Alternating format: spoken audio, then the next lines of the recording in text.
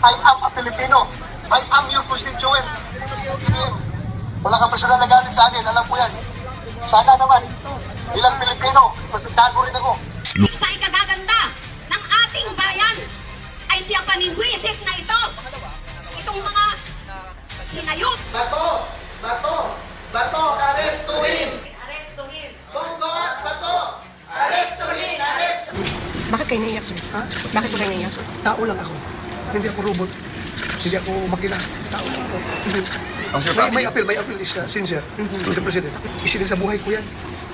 Lahat ginawa ko. Tapos, ngayon, ganito mangyari sa akin. Flight means guilt. Ganun ba yun? Kayo nga, sir. Oo, kasi kung innocent ka, you have to fight for your innocence before anybody, any particular investigating agency. Eh, harapin mo. Di mo maiwasan mag-issue ang tao na bakit ka umalis, bakit ka lumayas, may kasalanan ka ba? Kung totoong wala kang kasalanan, pare, at totoong naniniwala ka na ikaw ay malinis, pare, lumabas ka dyan. Lumabas ka dyan. Pumunta ka doon kung saan yung nag-aakusa sa'yo. Or the job of the law enforcement is not to interpret the guilt or the innocence of a person. The job is to implement the warrant because it is an order of a competent court. The job is to implement it without fear or favor. Because if you become selective in implementing which warrant you want to implement or which warrant you don't want to implement, that will be the start of chaos. Senator De La Rosa is facing an arrest warrant issued by the ICC, a foreign court which jurisdiction the Philippines does not recognize anymore. Bakit pinipilit pa natin na iserve ang isang warrant of arrest na hindi na natin kinikilala ang jurisdiction ng lintik na ICC na yan? Ako, ito na.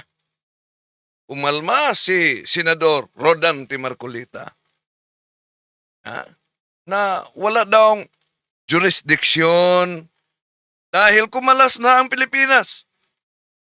Pero bilang abogado at mambabatas, alam kaya niya ang kanyang sinasabi? Totoo bang walang jurisdiksyon? May bagong pasabog si General Torre. Malinaw daw na kapag may inilabas na warrant of arrest, tungkulin sa sino man na ipatubad at hindi baluktutin. Hindi bigyan ng anumang sariling interpretasyon. Nino man. Pero napansin nyo, bakit umiiyak si Bato na nakiusap ngayon kay Pangulong Bongbong Marcos na huwag daw umanong hayaang makulong siya sa ICC. Habang kumakalat naman, itong video ni Robin Padilla na nanawagan noon kay Trillanes na dapat humarap at huwag magtago. Pero bakit ngayon kabaliktaran? Itinago si Bato. Hindi ba noon mismo si Senador Bato, sabi niyang handa siyang haharap, handa siyang samahan si Duterte doon sa ICC? Umalma si Senador Rodante Marcolita. Iginiit niya na walang jurisdiksyon ang International Criminal Court dahil kumalas na daw ang Pilipinas nito. Pero ang tanong, hindi ba yung mga kasong iniimbestigahan ng ICC ay nangyari noong miyembro pa ang Pilipinas sa Rome Statute?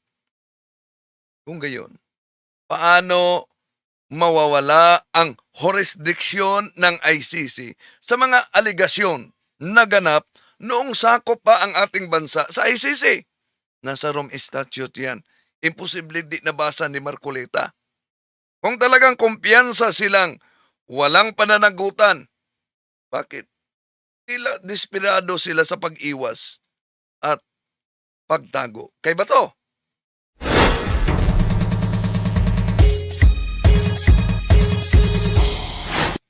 Kumusta? Welcome. Ito yung lingkod. Windel Talibong muli magkasama ninyo sa pagkakataong ito. Meron tayong boses ng masa, katanungan diyan sa ating Facebook, sa ating YouTube. Ang tanong, dapat bang susoko yan, si Bato sa ICC? Yes or no? Okay. Kung para sa inyo dapat, okay, sagutin ninyong yes or no. Yan mga kapatid, no? Sa ating busis ng masa.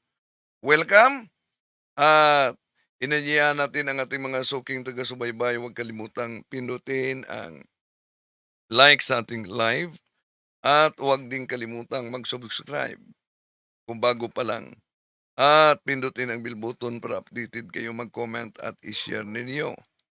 At kung saan man kayo nakabase ngayon, inanyayahan natin ang ating mga suking taga-subaybay na i-comment kung saan kayo nakabase ngayon sa iba't ibang bahagi sa ating bansa at sa iba't ibang bansa sa ating mundo, lalo na sa mga OFWs, para alam natin kung saan napaabot ang ating talakayan ngayon. So, sa pagkakataong ito, komentaryo tayo, reaction nitong pagtutol ni Senador Marcolita sa Senate resolution na nanawagang isoko sa otoridad si Senador Bato. Anong dahilan? Pero may katanungan tayo dyan. Pabor ba kayo na si Bato ay dapat susuko sa ICC? Yes or no? So, pwede ninyong sagutin diyan, mga kapatid. Okay? So, may mga nagrally na nawagan na si Bato dapat susuko daw. So, napansin nyo man yung mga nagrarally. BBM, I am a Filipino. I am your constituent. BBM, wala kang personal na galit sa akin, alam ko yan. Sana naman, bilang Pilipino, pagkitago rin ako. Sa ikagaganda ng ating bayan ay siya panibwisit na ito. Itong mga hinayok. Bato, arestuhin! Arestuhin. Bato! Arestuhin! Bakit kayo naiyak, sir? Ha? Bakit po kayo naiyak, sir? Tao lang ako. Hindi ako robot. Hindi ako makina. Tao lang ako. May appeal is sincere to the President. Isilin sa buhay ko yan. Lahat ginawa ko. Tapos, ngayon, ganito mangyari sa akin. Sa ating boses ng masa, kung pabor ba kayo na dapat susuko itong si Senador Bato sa ICC, merong 80% yes, samantalang 20% no. So, inaniyahan natin kayo na sasali nitong ating busis ng masa sa YouTube natin habang naka-live tayo. Okay, magbigay tayo ng reaction sa pahayag ni Senador Rodante Marcolita sa kanyang pagtutol sa Senate resolution na nanawagan na susuko sa otoridad si Bato. The sponsors of Senate Resolution number 395, four of whom, despite differences, I have my respects, except for one, Mr. President, are urging Senator Ronald De La Rosa to voluntarily surrender to the peoples of the proper authorities and seek judicial remedies in accordance with the Constitution and applicable laws and rules. Mr. President, I respectfully oppose this resolution on the ground that the moment Senator De La Rosa surrenders, he will be immediately brought outside Philippine territory and deprived of the protection and remedies of Philippine laws and courts. To surrender Senator De La Rosa is to effectively surrender Philippine sovereignty itself. No, yan. Isa-isahin natin, mga kapatid. Tinututulan itong si Senador Rodante Marcolita ang Senate Resolution 395 na nanawagang dapat susuko si Senador Bato sa mga otoridad kaugnay sa warrant of arrest ng International Criminal Court. At ayon sa kanya, kapag susuko daw umano si Senador Bato at madala ito sa labas ng teritorya ng ating bansa sa Pilipinas, mawalan daw ng remedyo sa legal sa korte ng ating bansa. Pero ang tanong dito, bakit tila ipinakita na walang kakayahan ang sistemang legal sa ating bansa na resolbahin ang usaping ito ng maayos, lalo na ang kaso? Kung naniniwala silang may sapat na Philippine remedy, bakit hindi nila hayaang dumaan yung legal na proseso kaysa magtago o umiwas sa warrant of arrest? Hindi ba mas lalong magkaroon ng duda ang karamihan kapag ang isang opisyal na dating nagsabing handang humarap sa anumang kaso, lalo na sa ICC, ay tila umiiwas at nagtago? Ngayon, ang usapin dito ay hindi simpleng paglabas sa bansa, kundi yung pananagutan sa ilalim mismo ng batas. Ang warrant of arrest ay hindi ito opinyon, kundi bahagi ito sa proseso ng hustisya. Kung talagang walang pananagutan si Senador Bato, marami siyang gagamitin. Marami siyang pwedeng magamit. Lahat ng mga legal na depensa sa tamang forum kaysa dalhin yung takot at kawalan ng remedy sa ating bansa daw. At ano pa ang sabi ni Marcolita? Kung siya ay susuko, and deprive of the protection and remedies of Philippine laws and courts. To surrender Senator De La Rosa is to effectively surrender Philippine sovereignty itself. yan. Kung isuko si Senador De La Rosa, Bato De La Rosa, ay para umanong sinuko na ng Pilipinas ang sariling soberanya niya. Yun ang pahayag ni Senador Rodante Bato. Kung isuko, si Marcolita, kung isuko si Bato sa ICC, tila pagsuko na daw ito ng soberanya ng Pilipinas. Pero ang tanong dito, paano naging pagkawala ng soberanya ang pagpapatupad ng warrant of arrest mula sa ICC kung mismong mga ahensya sa Pilipinas ang nagdesisyon kung kinikilala ba ito o hindi yung tamang proseso? Ang tunay na usapin dito ay kung may pananagutan ba sa batas ang isang opisyal na inaakusahan sa mabigat na krimen, lalo na sa crimes against humanity.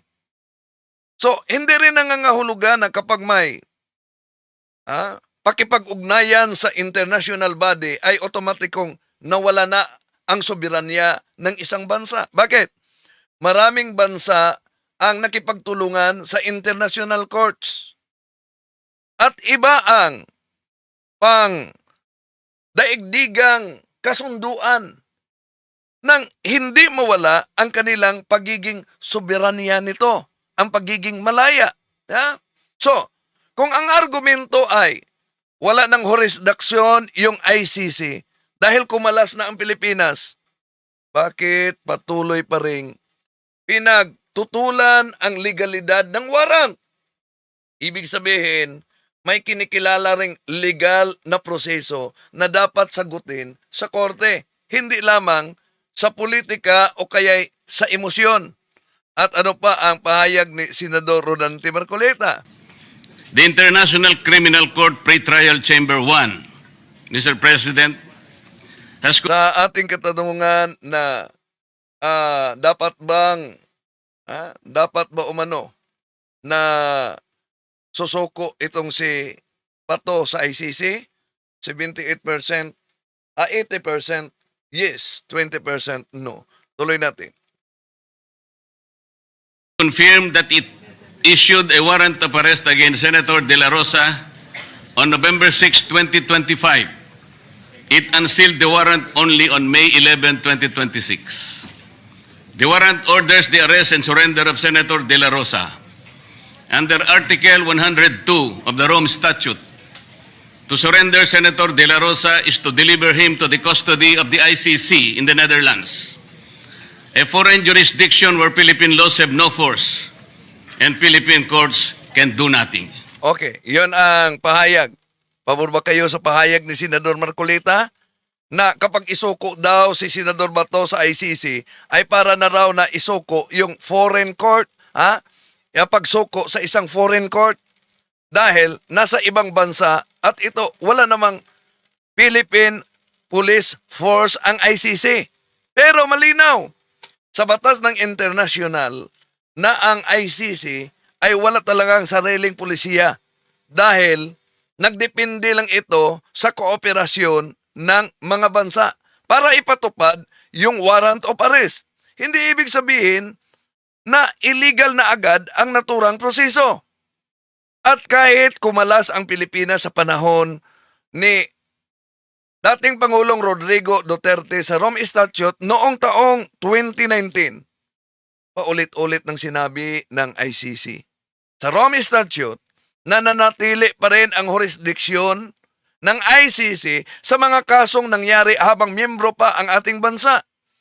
Hindi rin ito automatikong nawala ang obligasyon ng Estado sa mga investigasyon ng nasimulan bago pa ang pagkalas sa ating bansa noong taong 2019.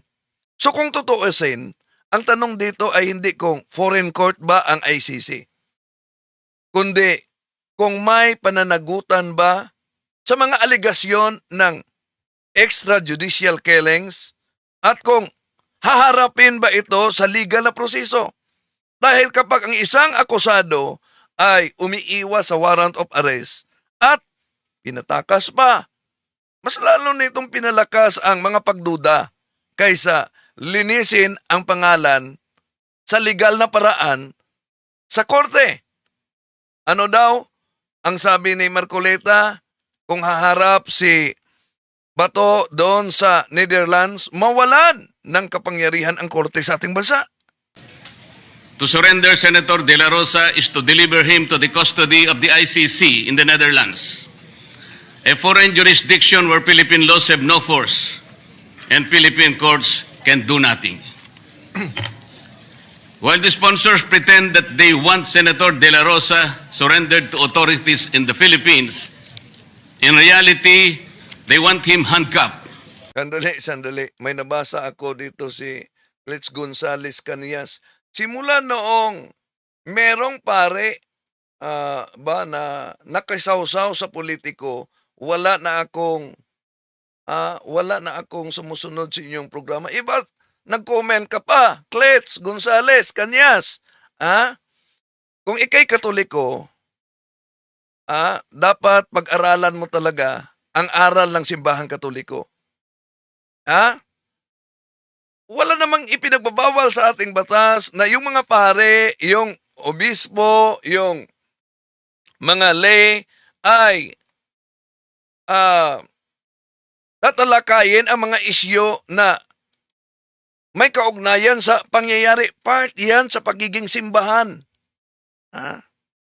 Tandaan mo yung konstitusyon natin, nagsimula yan sa preamble. We the Filipino people imploring the aid of the Almighty God. Pagkatapos ihiwalay mo ang Diyos sa usaping pampolitika dahil sa mga kaguluhang nangyari ngayon at lalo na sa mga pananagutan.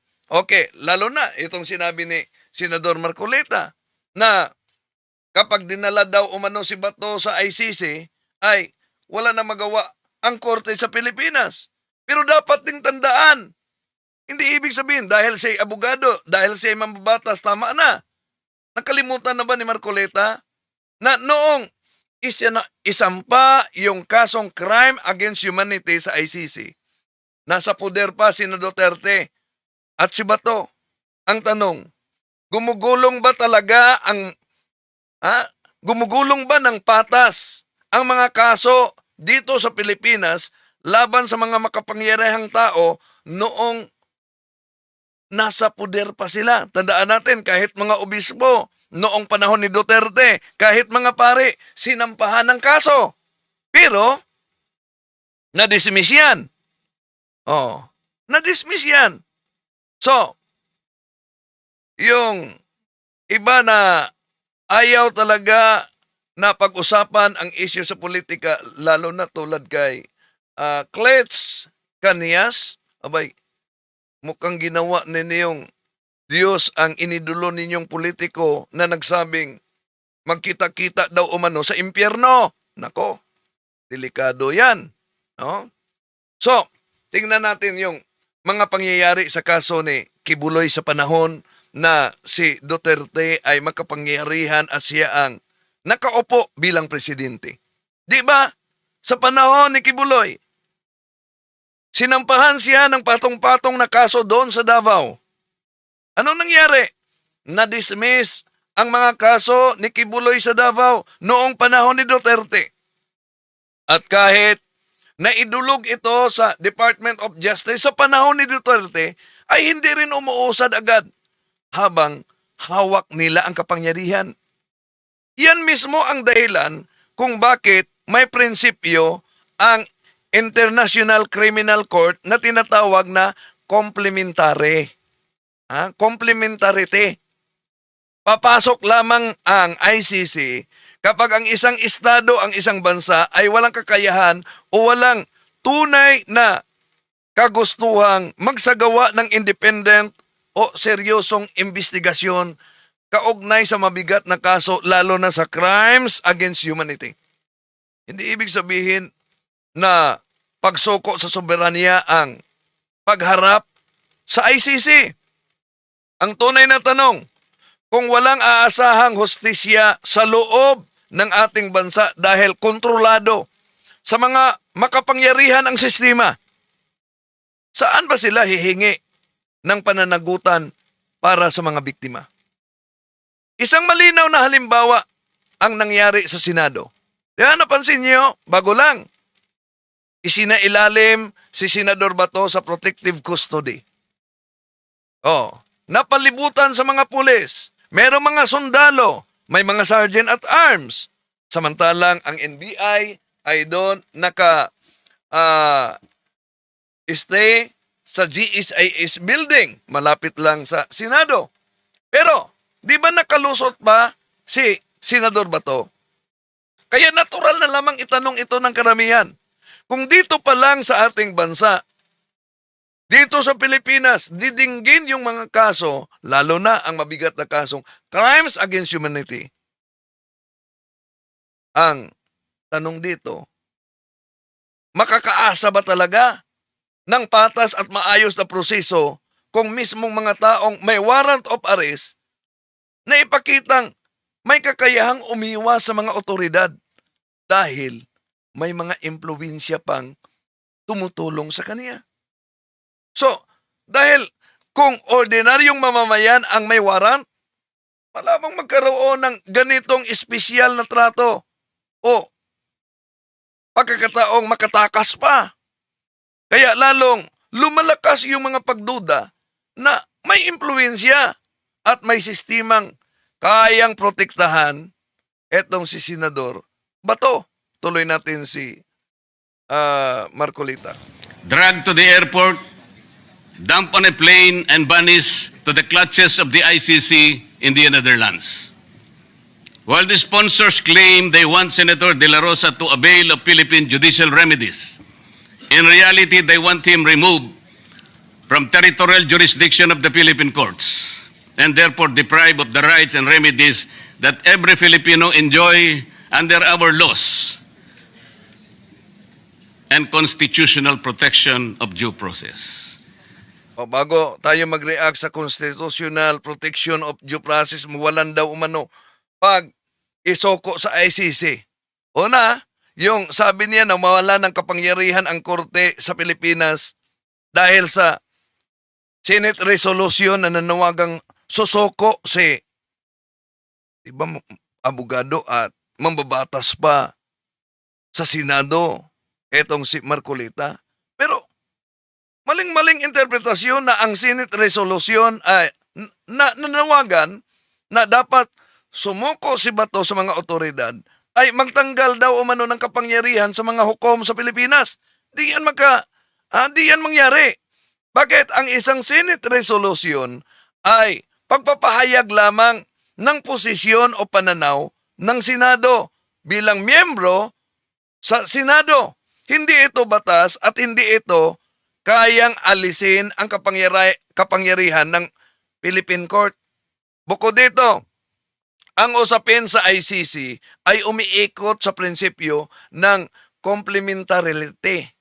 Ibig sabihin, papasok lang ang ICC kapag nakitang walang tunay na seryosong pag-uusad ng investigasyon o paglilitis mismo dito sa ating bansa.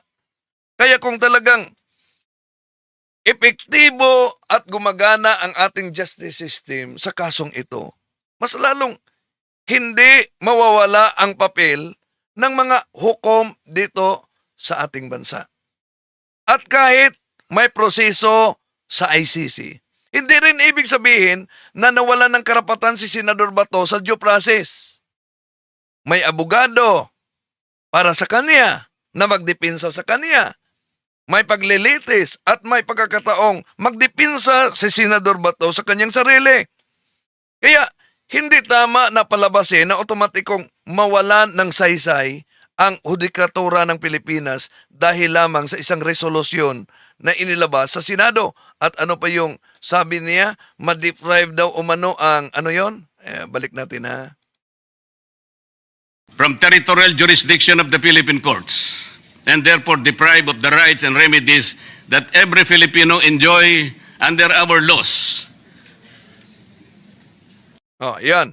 Ang pahayag ni Senador Marcolita na kapag nasa ICC na si Senador Bato ay mawalan umano ng remedy sa batas ng Pilipinas. Ngunit dapat ding tandaan na ang kaso laban kay Senador Bato ay tungkol sa aligasyon ng crimes against humanity na matagal na ito na hindi umuusad dito sa ating bansa habang makapangyarihan yung mga sangkot na inaakusahan nitong crimes against humanity. Kaya nga, may prinsipyo ang ICC na pumapasok lamang ito kapag ang isang estado ay hindi kaya niya o kaya ayaw umanong magbigay na tunay na hustisya sa mga kaganapan, lalo na sa reklamo. Hindi rin ibig sabihin na nawalan lahat ng karapatan si Senador Bato dahil sa sariling proseso sa ICC. Dahil meron siyang abogado, pwede siyang magdepensa doon sa ICC tulad ni dating Pangulong Rodrigo Duterte. So, pangunahing tanong lang dito ay hindi kung saan siya komportable litisin, kundi kung saan nagkaroon ng patas at malayang pagdinig na walang impluwensya ng kapangyarihan o sa mga kasamang kaalyado sa politika. Yung sabi niya na sa ICC daw ay yung constitutional protection at due process ay mawawala. Balik natin. They want Senator De La Rosa to avail of Philippine judicial remedies. In reality, they want him removed from territorial jurisdiction of the Philippine courts and therefore deprive of the rights and remedies that every Filipino enjoy under our laws. Yan ang pahayag ni Senador Marcolita na mawalan daw ng constitutional protection at due process si Senador Bato kapag humarap ito sa ICC. Pero malinaw naman sa Rome Statute na may sariling proseso at may karapatan ang akusado sa ICC. Ulitin natin, meron siyang abogado, may karapatan siyang idepensa ang kanyang sarili at lalo nang may presumption of innocence doon sa ICC at may paglilitis sa harap ng hukom. Ibig sabihin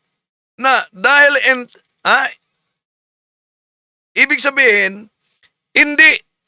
Dahil siya ihaharap sa International Court, ay mawawala na talaga ang due process. Ang tanong, kung talagang kumpiyansa silang walang pananagutan si Senador Bato, bakit takot sila? Takot na takot silang haharap sa naturang proseso. Hindi ba? Ang due process ay hindi lang para protektahan ang akusado, kundi para mabigyan ng hustisya pati na yung mga nagreklamo at yung mga biktima. So kung sasabihin na constitutional protection lang ng Pilipinas ang dapat manaig, paano kung mismong sistema sa ating bansa ang pinagdudulahan ng mga biktima dahil may impluwensya yung mga inireklamo na nasa kapangyarihan at malawak ang koneksyon. Kaya nga, doon na papasok ang ICC kapag pinaniwalaang hindi gumagana ng maayos ang accountability sa lokal na proseso. Okay, tuloy natin. And constitutional protection of due process. In fact, Mr. President, if the sponsors will have their way, the Senator De La Rosa is transported to the Netherlands. The constitutional issues now pending before the Philippine Supreme Court will become moot and academic. The Philippine Supreme Court will be ousted of jurisdiction and prevented from fulfilling its constitutional mandate.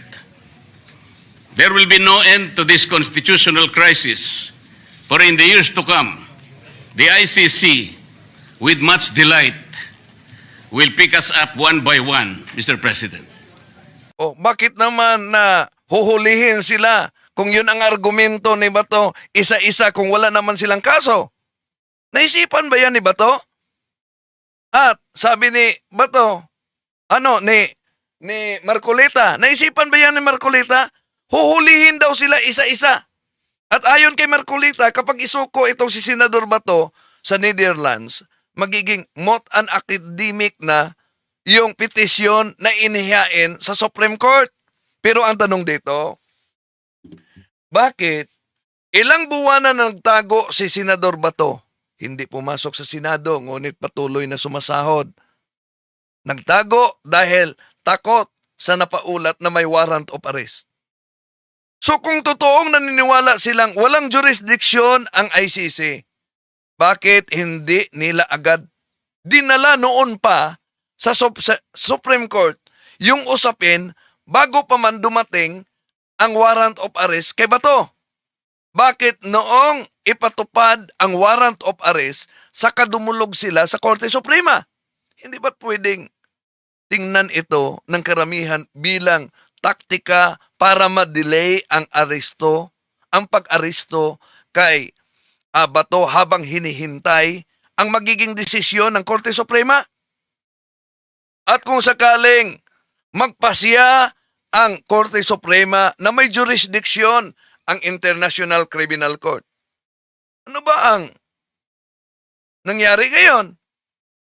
Mahuli ba si Bato na naipatakas na nila, naipalabas nilang sekreto sa Senado, na sa Senado'y binigyan nila ng Senate Protective Custody?